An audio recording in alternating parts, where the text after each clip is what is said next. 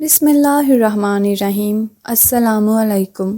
Urdu novel hub میں خوش آمدید۔ رات ہوتے ہی میری 14 سال کی بیٹی کے کمرے سے عجیب سی آوازیں آنے لگتی اور جب وہ صبح کمرے سے باہر نکلتی تو بہت تھکی تھکی سی ہوتی۔ میں وجہ پوچھتی تو وہ گھبرا جاتی اور اسکول کے لیے گھر سے نکل جاتی، مگر جب وہ واپس آتی تو لنگڑا کر چل رہی ہوتی۔ ایک دن اس کی ٹیچر کی کال آئی تو کہنے لگی کہ آپ کی بیٹی تو اسکول ہی نہیں آ رہی۔ یہ سن کر تو مجھ پر قیامت بیت گئی تھی۔ میں نے اگلے ہی دن اپنی بیٹی کا پیچھا کیا تو یہ دیکھ کر جان نکل گئی کہ وہ تو اپنے بھائی کے ساتھ۔ اس دنیا میں میرا کل سرمایہ میری 14 سال کی بیٹی ہی تھی۔ انم جب 7 سال کی ہوئی تو اس کے والد انتقال کر گئے۔ مجھے ہر جگہ سے شادی کی آفر ہوئی، مگر میں اپنی بیٹی کو چھوڑ کر شادی نہیں کرنا چاہتی تھی، اس لیے میں نے اپنی ساری زندگی بیٹی کے نام کر دی تھی۔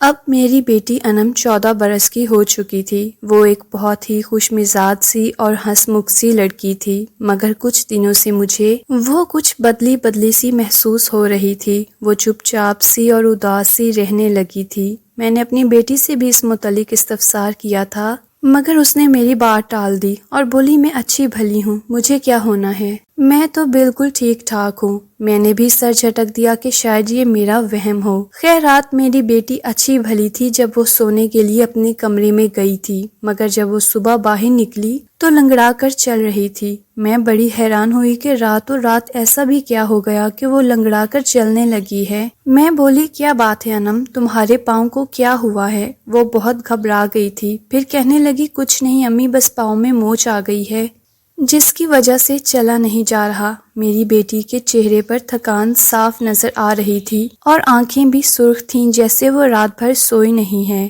میں بولی چلو آؤ میں تمہیں ڈاکٹر کے پاس لے چلوں۔ یہ بات سن کر تو بیٹی کا چہرہ زرد پڑ گیا۔ وہ بولی نہیں امی، اس کی ضرورت نہیں ہے، میں خود ہی ٹھیک ہو جاؤں گی۔ میں بولی کیوں نہیں ہے ضرورت، تم چلو میرے ساتھ۔ تمہیں علم نہیں ہے تمہاری ذرا سی تکلیف سے میں کس قدر بے چین ہو جاتی ہوں۔ انم غصے سے بولی امی بس چھوڑ بھی دے میرا پیچھا، میں بالکل ٹھیک ٹھاک ہوں۔ اتنا کہہ کر وہ اسکول کے لیے تیار ہونے لگی تھی۔ آج انم ناشتہ کیے بنا ہی گھر سے نکل گئی تھی۔ اس کے جانے کے بعد میں گھر کی صفائیاں کرنے لگی، مگر جب انم کے کمرے کی صفائی کرنے لگی تو یہ دیکھ کر جان ہی نکل گئی کہ اس کے کمرے کو تو تالا لگا ہوا تھا۔ میں ہکا بکا سی انم کے کمرے کے باہر کھڑی تھی۔ اس نے تو کبھی ایسی حرکت نہیں کی تھی، پھر آج وہ اپنے کمرے میں تالا کیوں لگا کر گئی تھی؟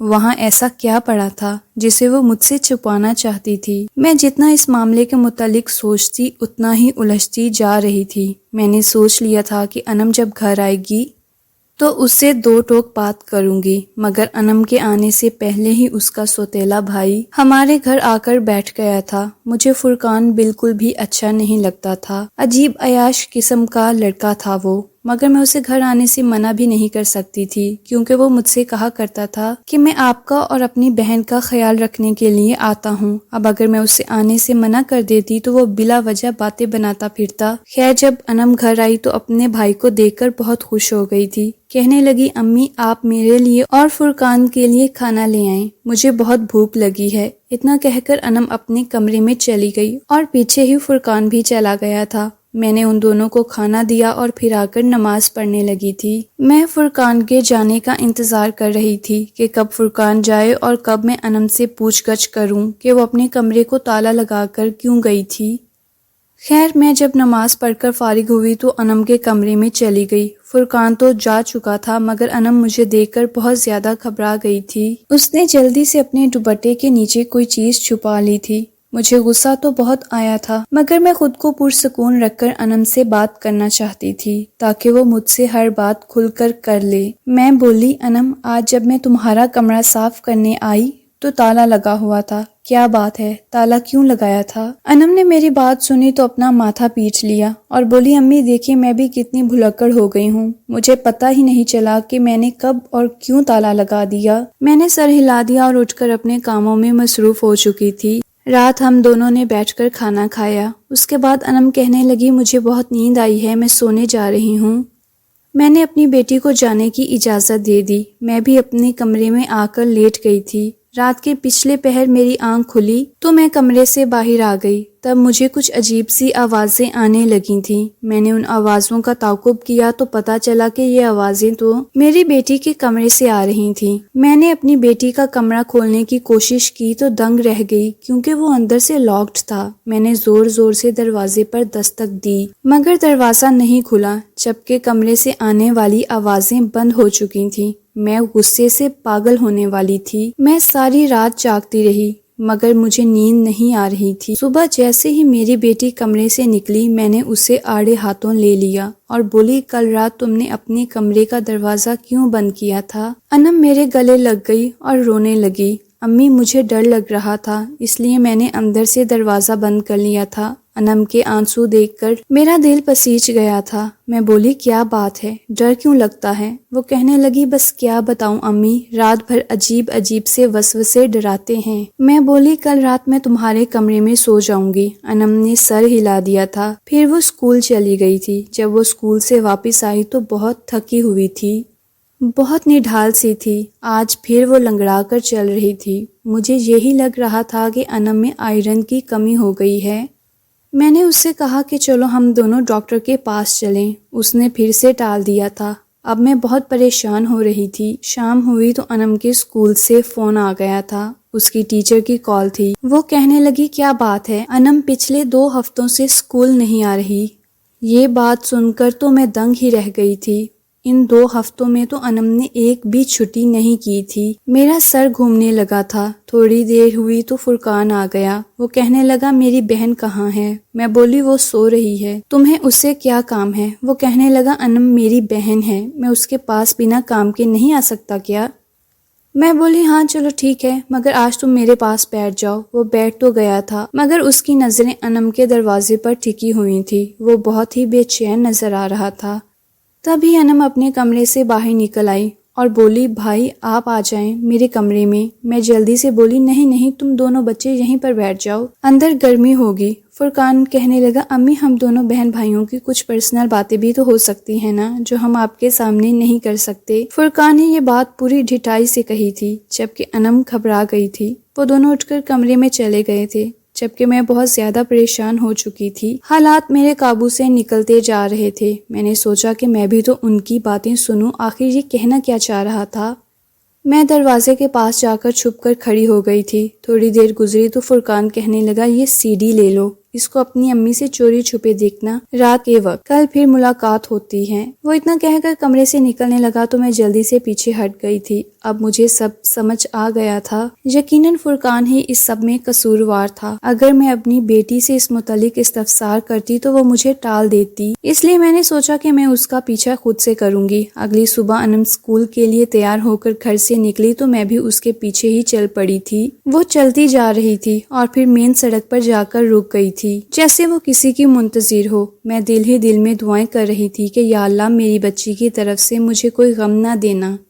خیر تھوڑی دیر بعد ایک گاڑی آ کر اس کے پاس رک گئی تھی۔ انم اس میں سوار ہو چکی تھی۔ میں تھر تھر کانپ رہی تھی۔ اتنی ہمت بھی نہیں تھی کہ بیٹی کے پیچھے جا سکوں مگر اللہ سے مدد مانگی اور ایک رکشے کو ہاتھ سے اشارہ کر کے روک لیا تھا۔ میں بولی، مجھے اس گاڑی کے پیچھے جانا ہے۔ اس نے میرا اشارہ سمجھ لیا اور گاڑی کا پیچھا کرنے لگا تھا۔ انم کا اسکول تو بہت پیچھے رہ گیا تھا جبکہ گاڑی شہر سے بہت دور جا رہی تھی۔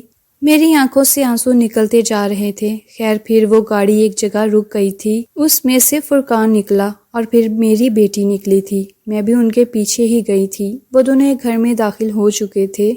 وہ عجیب سا گھر تھا جہاں بہت سے لوگ تھے اور سب سے بڑھ کر یہ کہ میری سوتن بھی وہیں پر موجود تھی۔ اس نے انم کو دیکھا تو اٹھ کر کھڑی ہو گئی اور اس کے ماتھے پر بوسہ دے کر بولی، آ گئی میری بیٹی، کل رات تم نے سی ڈی دیکھ لی تھی نا؟ انم نے سر ہلا دیا تو میری سوتن بولی، طبلہ لاؤ، اور انم کو گھنگرو دے کر بولی، اس کو پہن لو۔ انم نے گھنگرو پہن لیے اور طبلے کی تھاپ پر رقص کرنے لگی تھی۔ یہ سب میرے لیے ناقابل برداشت تھا۔ میں آگے بڑھی اور بولی، یہ سب کیا ہے؟ مجھے دیکھ کر سب کو ہی سانپ سونگھ گیا تھا۔ انم تو خوف سے تھر تھر کانپنے لگی تھی۔ میری سوتن میری جانب دیکھ کر مسکرانے لگی اور بولی، راحیلہ تم تو جانتی ہو نا افضل مجھ سے کس قدر محبت کرتا تھا۔ اسے اس بات کی قطعاً پرواہ نہیں تھی کہ میرا تعلق ناچنے گانے والے خاندان سے تھا۔ جب ہی تو ہم دونوں نے پسند کی شادی کی تھی، مگر میری مرحومہ ساس نے مجھے قبول نہیں کیا تھا۔ جب میرے گھر فرقان کی پیدائش متوقع تھی تو میری ساس نے خوب ہنگامہ برپا کیا تھا کہ ہمیں نہیں چاہیے اس قسم کی عورت سے اولاد، یہ گندی نالی کا کیڑا ہے، کیا یہ ہماری نسل آگے بڑھائے گی؟ اگر اس کے گھر بیٹی پیدا ہو گئی تو یہ بھی اپنی ماں پر ہی جائے گی، تم اس کو طلاق دے دو۔ افضل نے مجھے طلاق دے دی تھی۔ میں واپس کوٹھے پر آ گئی تھی۔ میرے ہاں فرقان کی پیدائش ہو گئی تو افضل کبھی کبھار اس سے ملنے کے لیے آنے لگا تھا، پیسے بھی دے جایا کرتا تھا، مگر میرے دل سے اپنی محبت چھن جانے کا غم نہیں جاتا تھا۔ پھر پتہ چلا کہ میری ساس نے افضل کی شادی تم سے کروا دی ہے، تمہارے ہاں بیٹی کی پیدائش ہوئی تھی، مجھے خبر مل گئی تھی، تب میں نے سوچ لیا تھا کہ تم سے اس چیز کا بدلہ ضرور لوں گی، اس لیے میں فرقان کو تمہارے گھر بھیجتی رہتی تھی۔ فرقان نے انم کو بتایا کہ میری امی تم سے ملنا چاہتی ہیں۔ انم اسکول کے ٹائم پر مجھ سے ملنے کے لیے آنے لگی تھی، میں نے اسے اپنے فن سے آگاہ کر دیا تھا۔ رقص کی سی ڈی انم کو فرقان دے جایا کرتا تھا، وہ رات بھر دیکھتی رہتی اور پھر صبح میرے پاس آ کر رقص کی کلاسز لینے لگی تھی۔ دیکھو آج افضل کی پاک باز بیوی سے پیدا ہونے والی لڑکی میرے نقش قدم پر چل رہی ہے۔ میں یہ سب باتیں سن کر دنگ رہ گئی تھی۔ میں نے انم کے منہ پر تھپڑ دے مارا تھا اور اس کا ہاتھ پکڑ کر گھسیٹتے ہوئے ساتھ لے گئی تھی۔ انم بہت سہمی ہوئی تھی، وہ روتی چلی جا رہی تھی۔ پھر خود ہی میرے سامنے ہاتھ جوڑ کر بولی، امی مجھے معاف کر دیں، میں بڑی امی کی باتوں میں آ گئی تھی، مجھے معاف کر دیں۔ میں نے انم کو یہ سوچ کر معاف کر دیا تھا کہ شکر ہے وہ اس سے زیادہ غلط کام میں نہیں پڑ چکی تھی۔ اب میں انم کے ساتھ اس کے سائے کی طرح رہتی ہوں، رات اسی کے کمرے میں سوتی ہوں، اسکول خود چھوڑنے جاتی ہوں اور لے کر بھی خود ہی آتی ہوں۔ ہمیں چاہیے کہ ہم اپنی اولاد پر پوری نظر رکھیں، ذرا بھی بے توجہی انہیں غلط ہاتھوں کا آلہ کار بنا سکتی ہے۔ اللہ کا لاکھ لاکھ شکر ہے کہ اس نے میری انم کو گمراہی کے گڑھے میں گرنے سے بچا لیا تھا۔ آج کی کہانی سننے کا بہت شکریہ۔ مزید اسی طرح کی انٹرسٹنگ سٹوری سننے کے لیے میرا چینل سبسکرائب کر لیں۔ شکریہ۔